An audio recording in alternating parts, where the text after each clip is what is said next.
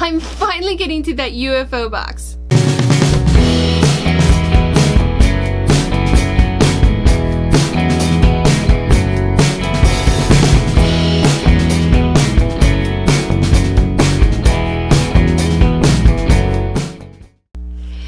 Hello and welcome. I'm Akram Birth, and you're watching Akram's Ideas, bringing creative and crazy ideas to life. This episode, I'm sharing with you my UFO box and my UFO sewing plans. So if you're not familiar with the term, UFO stands for unfinished projects.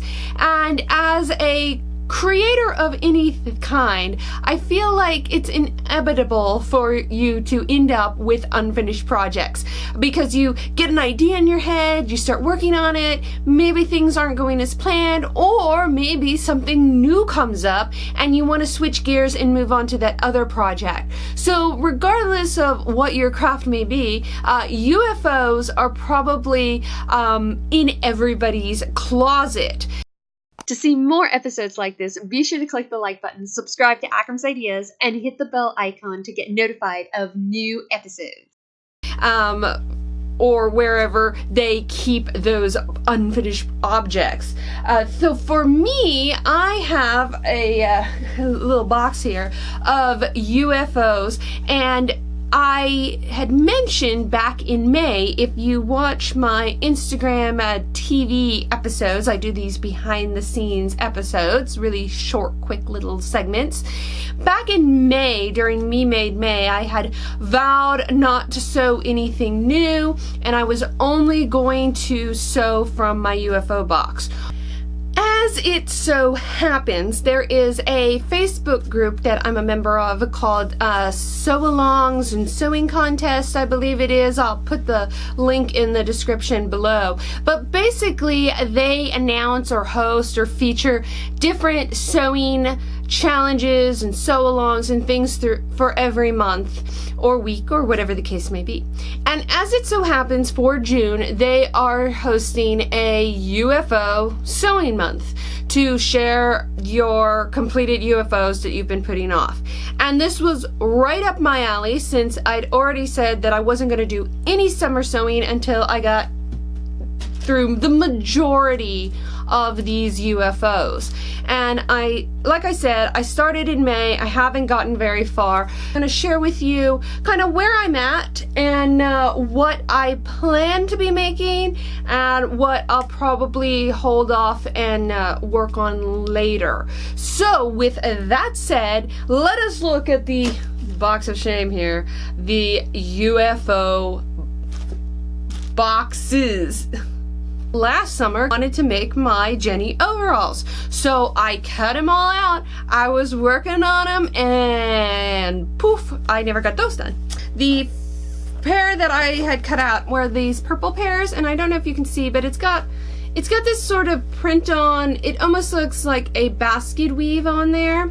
And this is the front bib. As you can see, I've got it all sewn up. I've got the pocket on.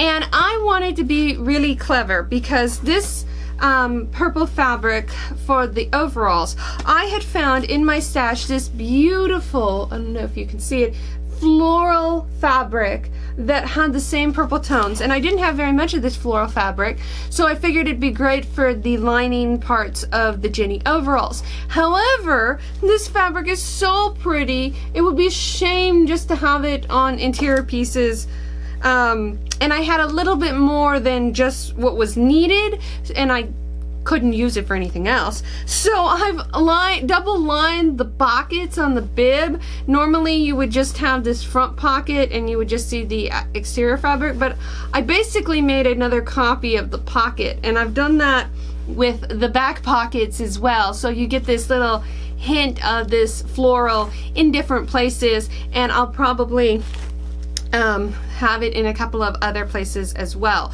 So I've got the front bib all put together, I've got the pants cut out, and I've got the back pockets put on, but this is actually currently setting on my, well, at the moment on my ironing board so that I can crease everything and get it stitched up. So I don't think this is going to be a horribly long make. It's just I want to do a really nice job, and that's why it's taken me so long to get to it. So the Jenny overalls is it's gonna get done. Trust me, it will get done.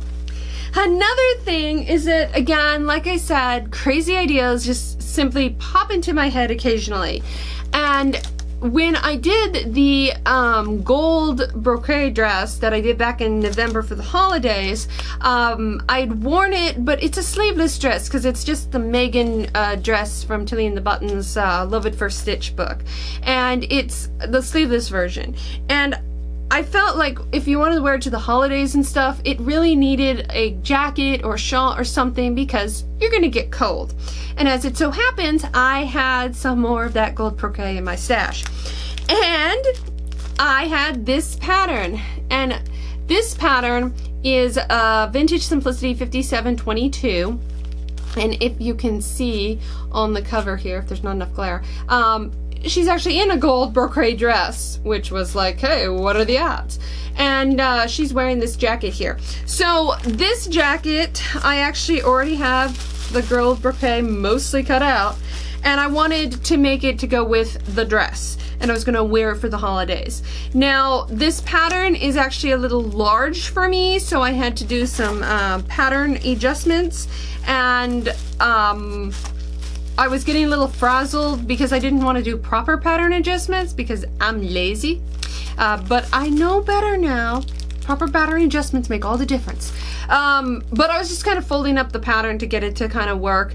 And I just never really got around to finishing it because the idea is that I would wear it with the dress during the holidays. And I'd worn the dress, but I really wanted a jacket to go with it. Now, I want to get this done because it's just kind of sitting around, and the pattern pieces I don't want to tear since it is a vintage pattern. Now, what I've also done is I've got some little storage boxes or storage shells that have these little cloth boxes that you can tuck in there. And I kind of went through and cleaned up all my UFOs, got them in one place, and stuffed them in these boxes. So these are not necessarily UFOs, but just sort of quickie projects, things that I'm doing with scraps. But there are a few UFOs in here, starting with this little denim purse. So this is McCall 6977. And basically what I was doing is trying to upcycle with some old jeans, and I thought it'd be really, really cool to do that by cutting the purse pieces out on the jeans and even getting it so that I could get the pocket of the jean kind of on the center of the purse. So I was making this little denim purse, but I obviously never finished it, and it wasn't like high priority or anything. So I still really want to finish, you know, this is like an hour-long project at most. Another item here is this little purse. So this was actually supposed to be a Christmas present for my niece, but sadly it did not get made, but she got other things, so it's okay. But the idea behind this is it's supposed to be a little drawstring backpack. So it's this strawberry backpack with this green fringe on the top, so that when it pulls in, this gets gathered so it looks like a strawberry, which is super, super cute. But I didn't even realize this after I cut this out.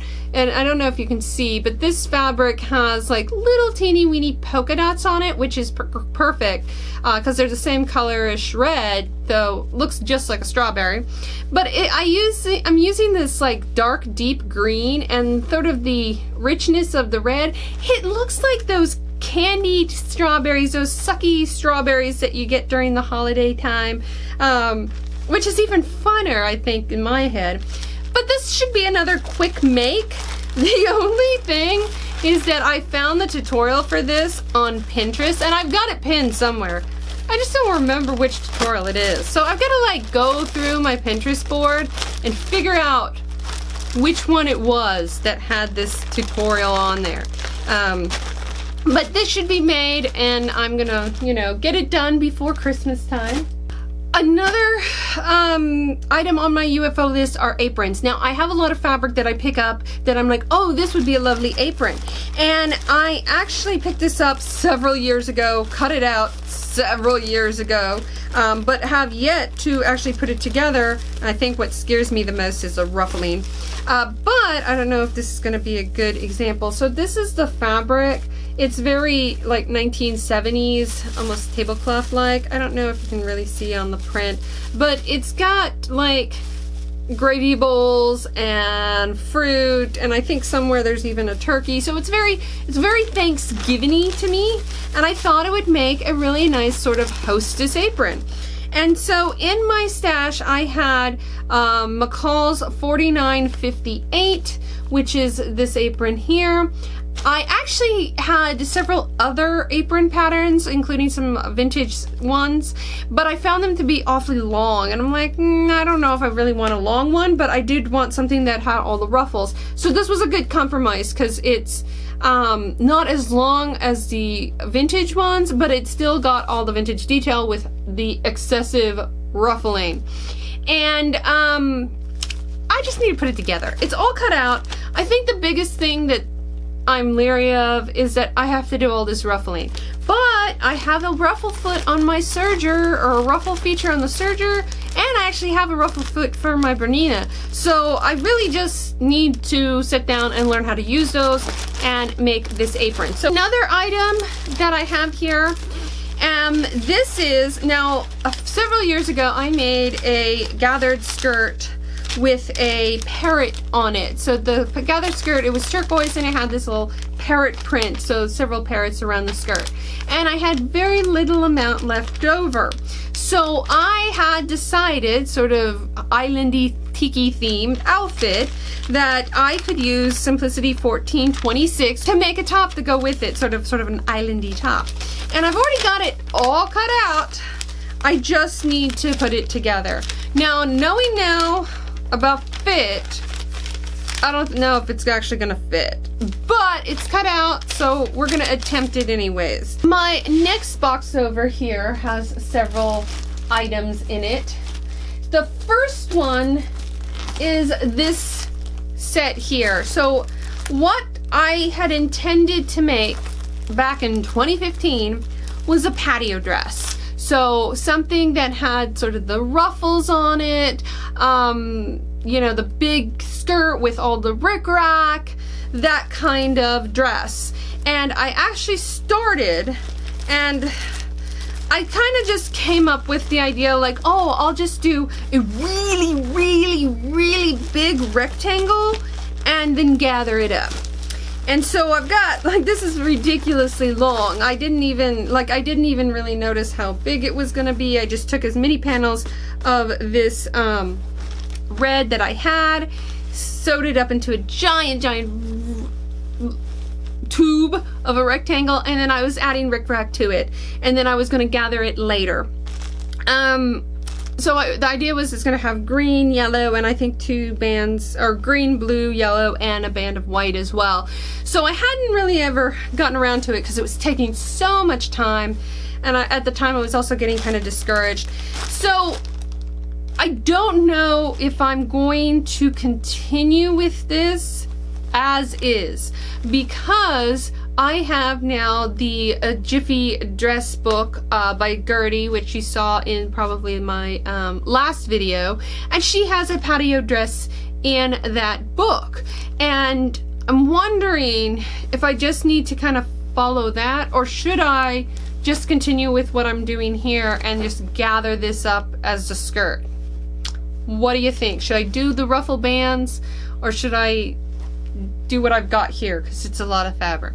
The other question I have is that originally the idea is that I would make a top with sort of a ruffle like this one here. This is Vintage Buttrick 6801. So if you can see this top here.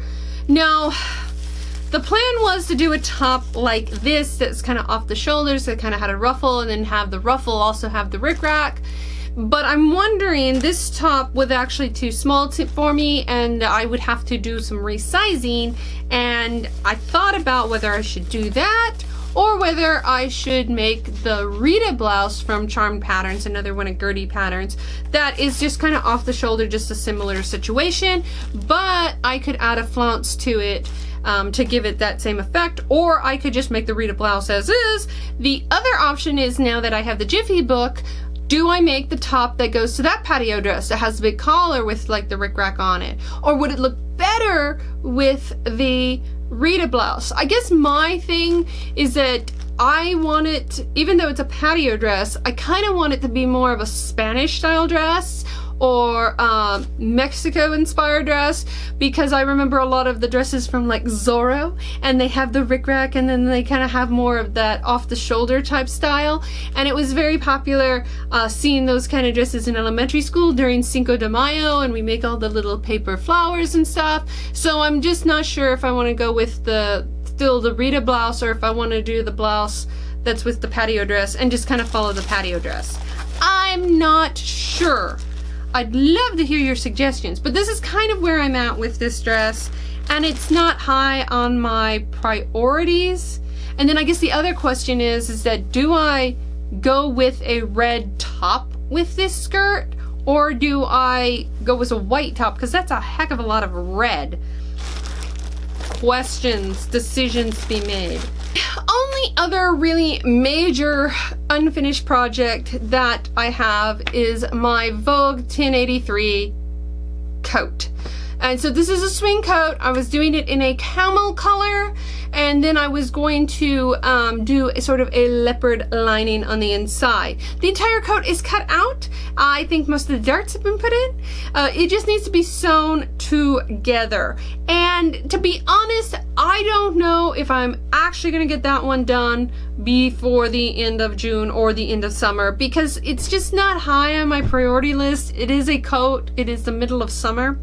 But I'm guaranteed I'm gonna finish it this year. I've been holding on to that coat since 2015, and it's just, it needs to get done. It's gonna look amazing when it's done. It's just taking me forever, and part of it is it's a little unwieldy. It's so big because it's a full-length coat, and I want to do a good job on it, so I don't want to just half-heartedly put it together.